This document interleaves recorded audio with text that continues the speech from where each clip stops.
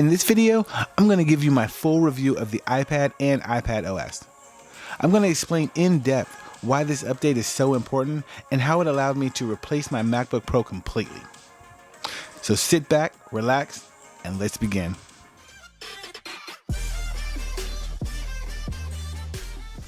What's up everyone, it's Jason here with Red Bee Labs and welcome to the channel. If you're new to the channel, we provide in-depth reviews and unboxing for all tech. Okay, let's just jump in. The 11-inch iPad Pro has a gorgeous edge-to-edge liquid retina LED backlit multi-touch display with ProMotion technology, a resolution of 2388 by 1668, a pixel density of 264 ppi, has a connector for the keyboard case to attach and charge. The main and rear cameras are both 12 megapixels with f1.8 and digital zoom up to 5 times and records in 4K. The front camera is 7 megapixels and that's f2.2. It is a Face ID camera which you can use upside down and is virtually hidden. This is the area for the Apple Pencil 2 where you can house it and charge it. For the first time, Apple has added a USB-C port, so thank you. It has 4 surround sound speakers. Equipped with the A12X Bionic chip, a neural engine, and embedded M12 processors, which make this iPad a beast.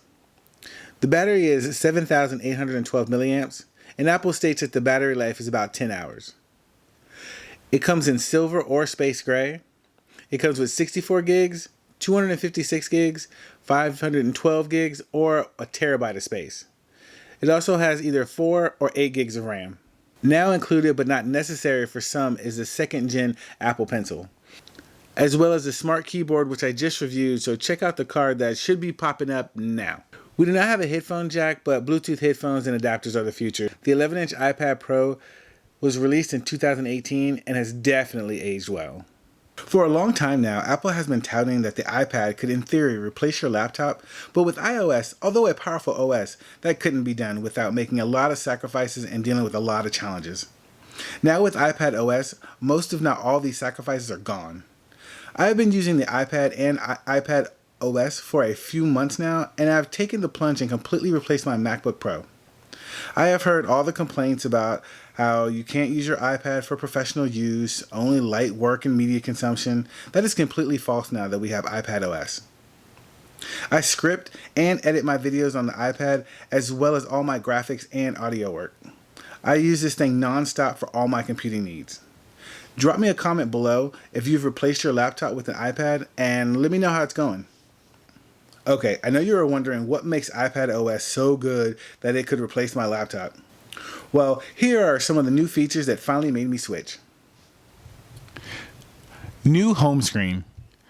The home screen has been redesigned with the icons smaller and closer together.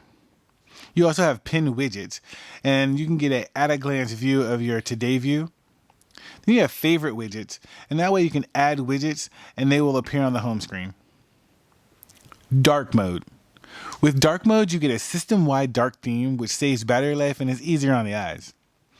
Dark mode can be scheduled for custom times or set for sunrise and sunset, meaning light mode in the day and dark mode at night.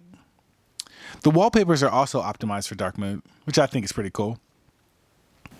Multitasking. Open 2 instances of an app in split view mode, which I think is awesome.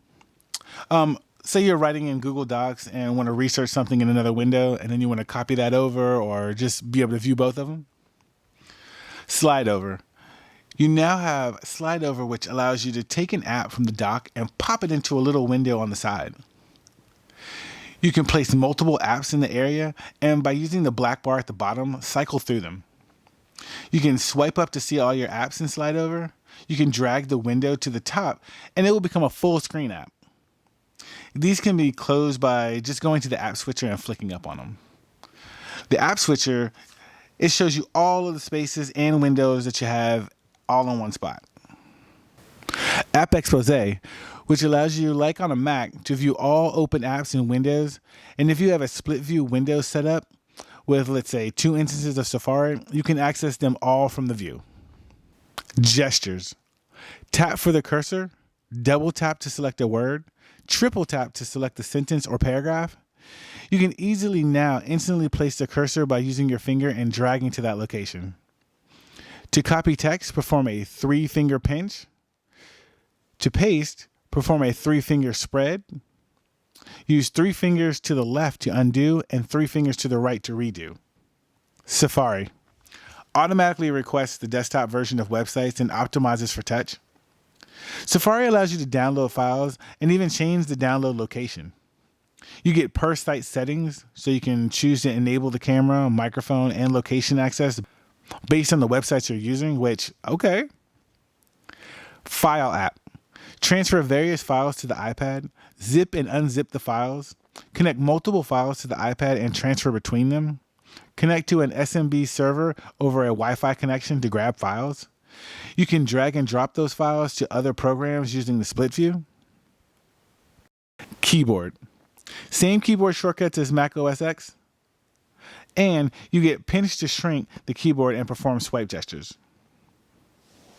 Performance. Apps launch 2 times faster. Face ID is 30% faster in unlocking. App updates are 60% smaller. App downloads are 50% smaller. Now, one of my favorites, Apple Pencil.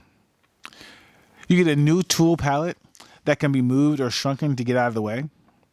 One of my favorite features is page markup. You just swipe up from the corner and start marking up the page, and then you have the ability to share the markup or save it. There's also a feature where you can tap the full screen tab and then scroll through the whole page via the screen or a small scroll bar on the right. So if you're in Safari and you swipe up from the corner, it's going to take a screenshot of the entire page top to bottom. And to scroll through that, you just use the little bar on the side. The pen has been upgraded from 20 milliseconds latency to an amazing 9 milliseconds. I mean, that's crazy. It magnetically attaches to the side of the iPad for storage and charging. And you can double tap the pencil to invoke the eraser or double tap to go right back to the pen. Mouse support. We also get mouse support. Well, kinda. It's more like a way to emulate touch on the iPad, but still works out pretty good. This is just the beginning of what Apple has planned for the next few years for the iPad. I truly believe that at this pace, in a few years, we won't even be having this discussion because the iPad would have replaced so many laptops. So in my opinion, the iPad paired with iPadOS is a powerhouse for work and play. The ability to not only be an industry-leading tablet, but now it can replace your laptop and save money and space from having multiple devices is a no-brainer for me. I will have some affiliate links in the description below so you can pick the 11-inch iPad Pro and the keyboard cover up for yourself if you're in the market for an ultra portable tablet / laptop that can do nearly everything you need for work and play. Before I go, if you found value in this video, please smash the like button, share this video, give me a comment or two, and also click the subscribe button and the notification bell so you don't miss out on any new videos I release. As always, this is Jason, and I'll catch you in the next one.